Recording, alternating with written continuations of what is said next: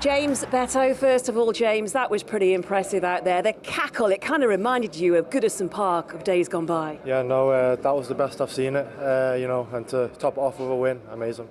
And what about this guy, Beto? Yeah, no, since he's come back in the team, he's shown, you know, goals and all the stuff that he does off the ball, and today, 2 goals and 1 assist, yeah, top. And you got an assist as well, before I start talking to him. Yeah, no, it's something that he goes on about every single day for these type of passes, and I should do more, and yeah, I'm glad that he put it in the back of the net for me today. Well, he laid that one on quite nicely for you for the first, but I remember you scoring your first goal for Everton, and it had been an emotional journey, but look at you now, you're almost cult hero status here. Nah, I don't think that I'm a hero, but I feel like I'm home. You know, playing for Everton is something unbelievable, and you just want to give your all and help the team with the goals, assists, good performances, anything. So I'm really happy. But what about this spirit? Because it was there for everyone to see out there tonight. No, today it was a must-win game for us, and since we came out of the hotel, the fans were outside shouting. They knew they were feeling like we need to win this game. So we did a great performance, 3 goals, clean sheet, and we are happy. And also back-to-back wins at home. Yeah, I didn't even realise that. Yeah, no, it was something that we needed to sort out. You know, our form here hasn't been too good, but you know, like what you just said then, back-to-back wins, so May longer. Very, very quickly, how's your week been, the last 24 hours? Did you get a little call beforehand to let you know you were in the thinking? I did, yeah. Yeah, I'm so happy, I'm over the moon, it's a dream. So yeah, no, he rang me and said that I'll be involved, and yeah, it's been a bit of a crazy weekend. To top it off with a win is even better. Well, he got you in, you got your in call-up. You didn't get player of the match because that goes to your main man right next to you. What do you want to say? I want to say congratulations, brother, you deserve it, and I'm so happy for you. Thank you for the assist. Thank you, bro. Thank you. Thank you, brother. So Beto at the double, Garner into the England team. And the numbers that we're just hearing, 6 Premier League assists for the season. He had 4 in his entire Premier League career before that. Remarkable. Yeah, like I've been one of his biggest fans. Certainly this season, certainly trying to let everybody know the form he's in and that he should be getting a call up for the national team. He's been playing. What you've seen tonight, he's been doing that consistently all season long. I think when you first break into a team, you will have games where you're outstanding, but as a young man, as you're developing, you'll go up and down with your performances. His levels have been of the highest quality consistently all season now, and that's why Thomas Tuchel's included him in the England squad, because of performances like that. He never lets the team down. He is consistently defending well. He gets about the pitch. He sets an example for everyone else. But he's also added numbers. He's added game-defining moments to his performances, like he did for that first goal. The way to pass was just outstanding, Glenn, wasn't it? Yeah, it was. Yeah, and it's hard to get that ball in because it's not on an angle. It's a straight run-ish on a straight ball. They're the ones that are really difficult. Yeah, he gets a little bit of time, but his first touch there takes him forward. Now, that ball there has to be perfect. It's also so good that it sucked the keeper out. Sanchez thinks he can get there as well. It's an exquisite ball. I mean, we can look at what Chelsea didn't do in the space that they've given it, but I'd rather look at the creativity. Yeah, they were poor all day with the way they defended Chelsea.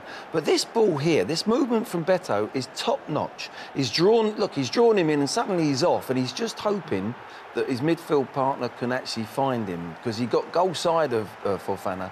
And the finish is beautiful. Yeah, it really is. It's a terrific finish. He uses the ball, adds a bit of spin, just guides it over the goalkeeper and makes sure he gets out of the way of a good clattering.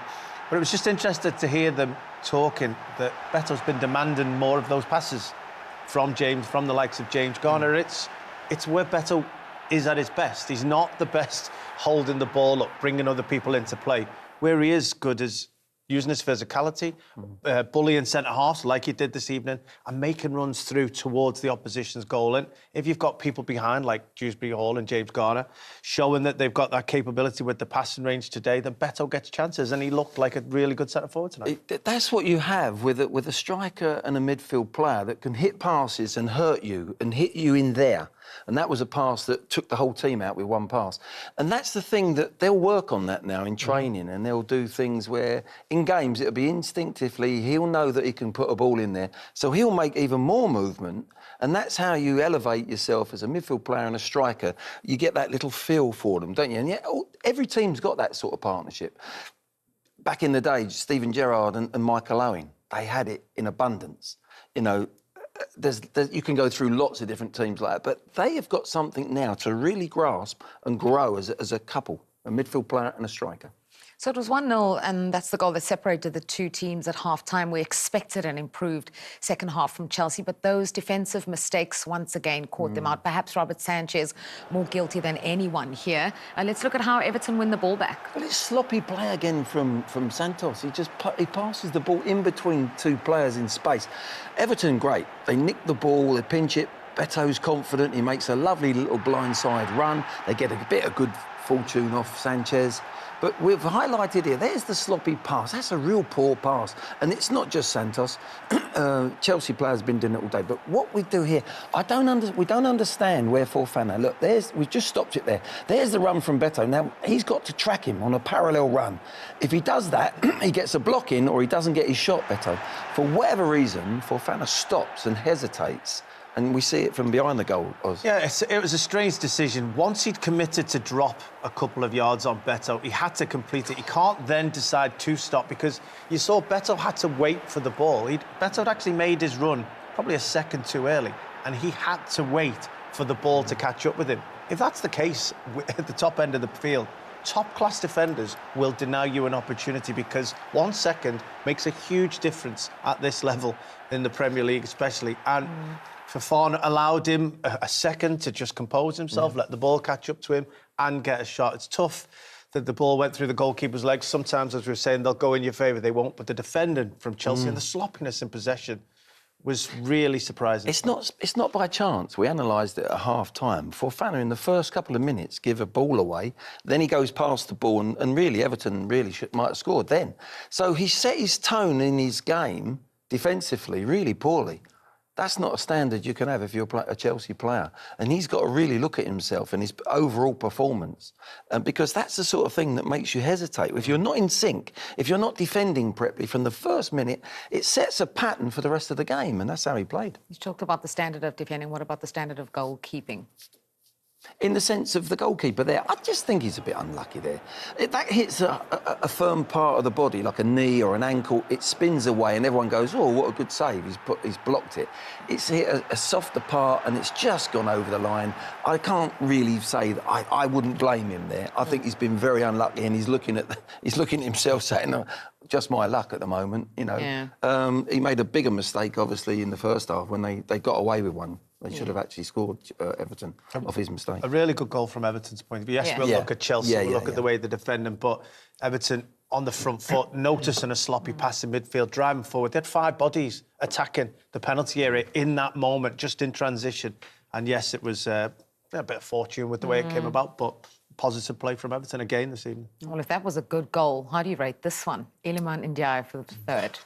Well, we talk about other things being back in the game that we haven't seen for a long time. Well, this is direct football. Long ball up, centre forward going for a challenge, winning it, and within that one moment, you've got your best and most talented player in possession of the ball inside the opposition's penalty area, and he did the damage. But Glenn, it's just so different now, isn't it, this defender? Well, so many teams, we've just put where the start position, they know they're going to hit a long ball, and their start position, Chelsea's back four, is far too deep. You've got to be at the highest point to try and win the header. This is a wonderful finish. But Chelsea, again, defensively, there's no leadership there. They've got to be much higher up the pitch so that they can attempt to win that first flick on. And then afterwards, they don't cover round on the cover. But Ndiaye's finish, look at this from behind. It's a beautiful, beautiful goal. I mean, we talk about top bins. There's no keeper in the world going to save that. That is absolutely world class. But again, Chelsea have got to look at themselves. I think in the modern day game, so many teams play little goal kicks in the 6-yard box. Yeah. The full-backs are up then, pushing up, pressing, and the 2 centre-backs are standing there with one striker going, oh, well, the ball will come up in a minute. Suddenly, there's a long goal kick, as you said, a bit more direct. The full-backs have to come back round and be square with the centre-backs. They should be high. No, they've gone asleep. They've gone, oh, we'll drop back here.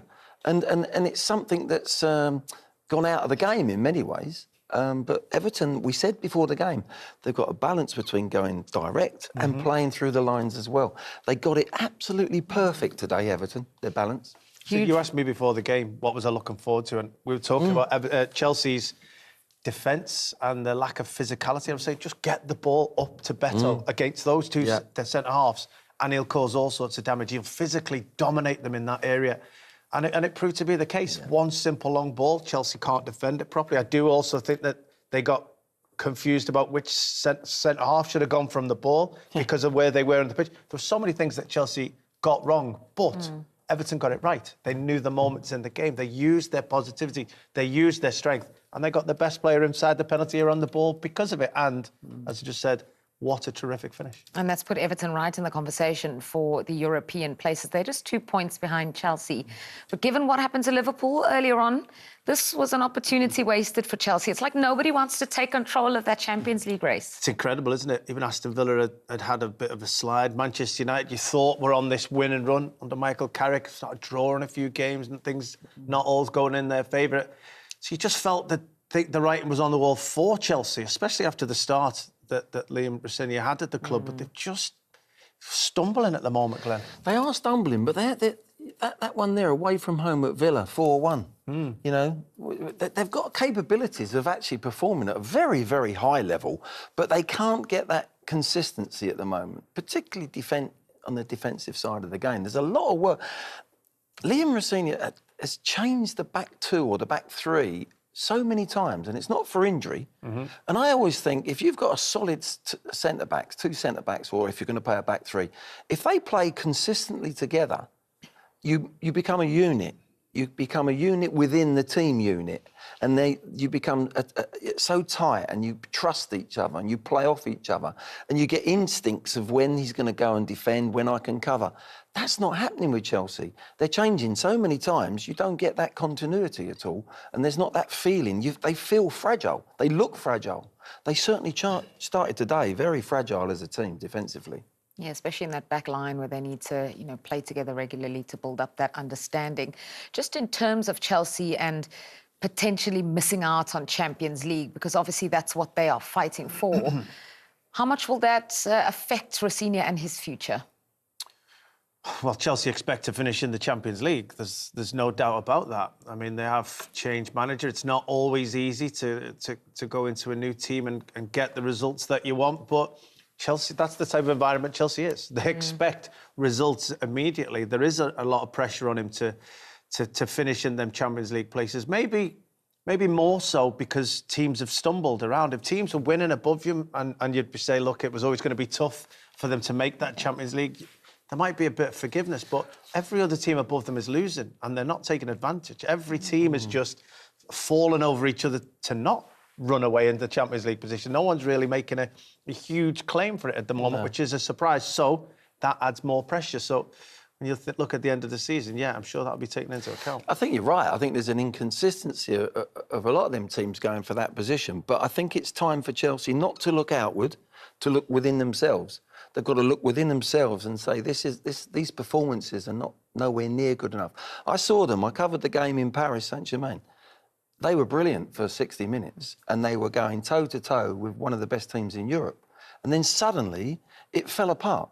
They just fell apart in the second half. A little bit how they started today.